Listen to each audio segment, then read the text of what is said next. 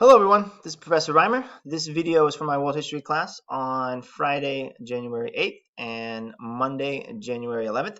It is entitled Unit 5, DOL 1B. It's part 2 of our lesson on the Ottoman Empire. Our objective is, as the last time, to explain the causes and effects of the rise of the Ottoman Empire, but this time we're going to do that by answering short questions about maps. And we're going to focus primarily on the effects and primarily on the artistic and cultural effects of the Ottoman Empire. So, as always, we begin with a preview. We talked a little bit last time about Suleiman the First. Here's a little bit more information. Remember, he's a sultan, a ruler of the Ottoman Empire from 1520 to 1566. He was called the Magnificent because of the extraordinary luxury and beauty of his royal court. He gained much territory. Remember, that was from last time, the expansion of the Ottoman Empire, and generously supported the arts, which we're going to focus on this time. So I want you to read this quote and then put it into your own words. Pause the video now. All right. I hope you did it, and hopefully you said something like, he means that people think that wealth and power provide the best life, but having good health is more important. Total power to govern involves disagreements and warfare. Most important of all is worshiping God. And we're going to see how his devotion to the worship of God was reflected in the kinds of buildings that he constructed. So he's also called the Lawgiver.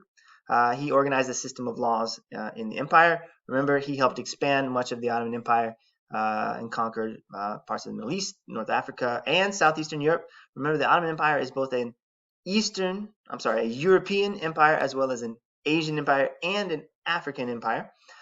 He had a powerful navy until it was defeated at the Battle of Lepanto, 1571. And as we mentioned, supported the arts and improved the government.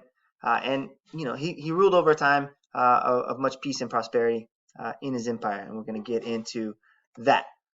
All right, beginning with the Topkapi Palace. Now, I think I said in the last video that I have been to Istanbul. I had a chance to tour this palace. It really is huge and still quite magnificent. This is where the Sultan and his family and his royal court, his divan, that council we talked about last time.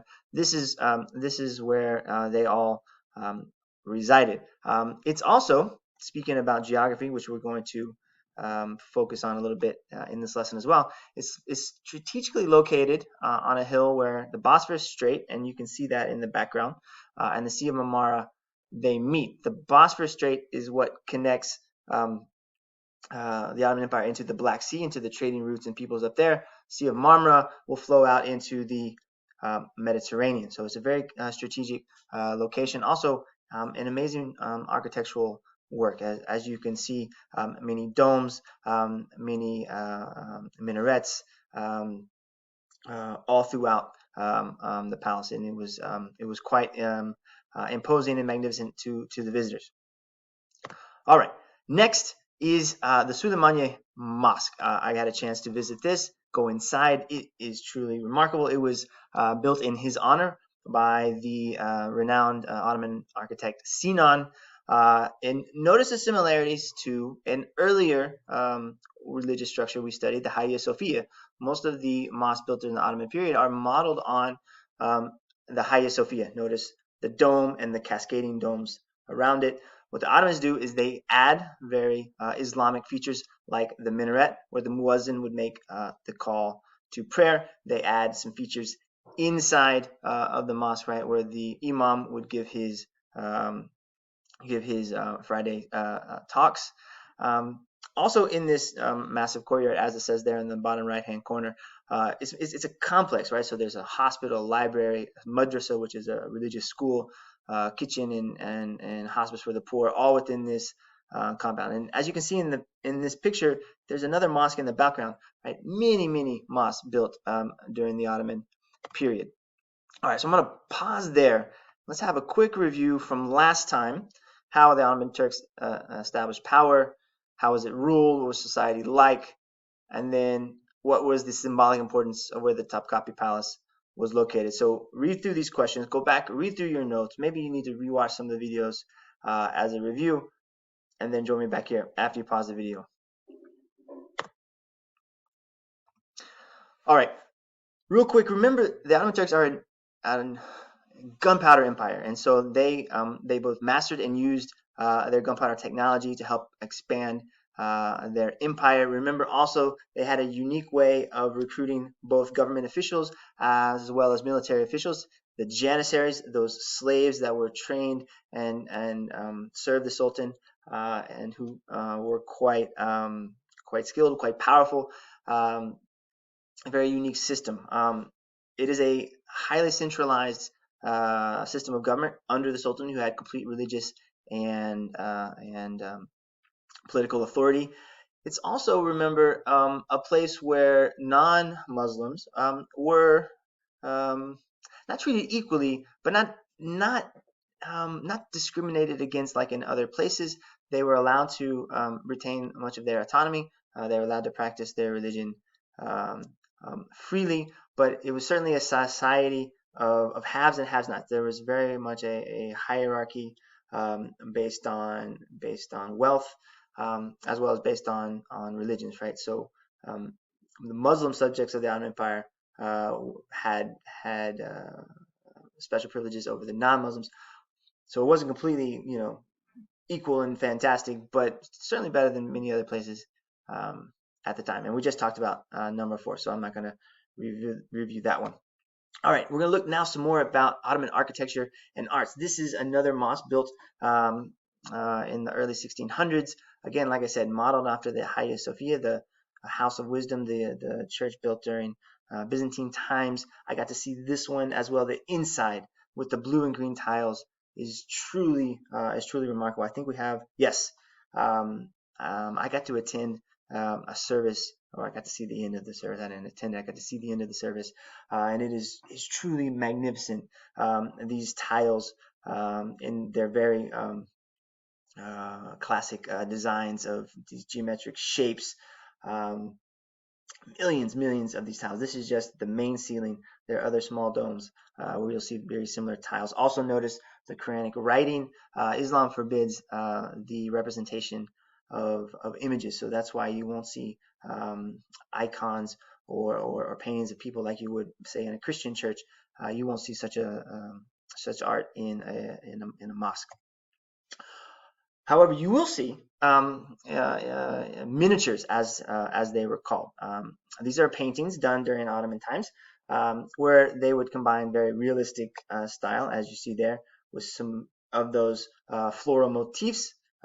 Also, you see the Quranic writing. This was an illustration of a book, and is what we as historians use often as a way to understand what life was like in Ottoman times. You see here visitors paying respects to the Sultan. He is the most powerful, important figure, and you see that reflected in this painting. Another key feature of Ottoman architecture and arts are rugs, right? So remember, this stretches back. This technology of weaving stretches back thousands of years in this region. So the Ottomans are building on this, but also expanding it and making it much more complex. These rugs were used for all different purposes: floor coverings, curtains, you put down to pray, saddles for horses, and they typically were known by where they came from or what they were for. You see there, this is a Kisgjordis rug, probably from that town, hence the name. And this was made, as it says there, in preparation for her wedding. Notice again those floral motifs, right? These flowers that you see in these very geometric, right? You see the intersecting lines, very common features of Ottoman arts. Also, very strong in empire are this making of pottery. This is technology that had spread from East Asia, right? This using clay to make pottery, very fine pottery. Remember, in the U.S. and in other places, we just simply call it China because it originally came from China. But the Ottomans are quite known for their pottery as well. But notice here you see those Ottoman motifs You see the floral designs, geometric figures, which would be different than what you would have seen in Ming China, perhaps. All right, so I'm going to pause there. What similarities, look back at the slides, think back to the slides, what similarities did you find? And why might Ottoman architecture reflect both European and Islamic influences? So pause the video and answer those questions. All right, hopefully you wrote down geometric designs, Quranic writing, floral motifs, and we talked about that as we looked at the various arts. As for that second question, think back to the location of the Ottoman Empire. And here is a map of the empire at its height in 1699. It, remember, is a European empire as well as an Asian and African empire. So very strong connections with Central and Eastern Europe through its holdings in Hungary and in the Balkans. But also, as we see on this next slide, through these trade routes, they have connections with Italy, as we'll discuss next week when we look at the Renaissance, as well as with Western Europe, right? So the Ottomans are very much a part of the Mediterranean world and thus the part of the European world, as well as part of the Asian world through its connections through the Silk Roads, as well as the African world through the connections to the Trans-Saharan, those gold and salt trade routes that we looked at last unit. So a lot of the wealth of the Ottomans come through both the production of those goods that we saw, the vases and the rugs, and then the exporting of those, but also the facilitating of trade from various places like China, like the Indian Ocean, like Africa, right?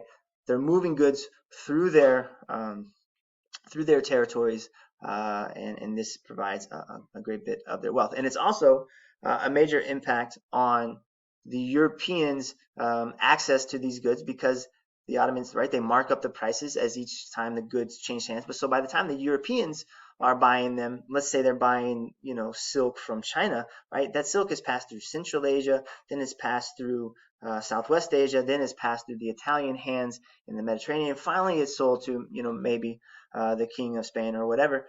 And the prices dramatically increased, and the Spanish had to buy it from a Muslim, which would have not been pleasing to their Christian taste. So this helps explain why, beginning in the 15th century, that the Europeans began looking southward and eventually westward for new trade routes to get to these goods.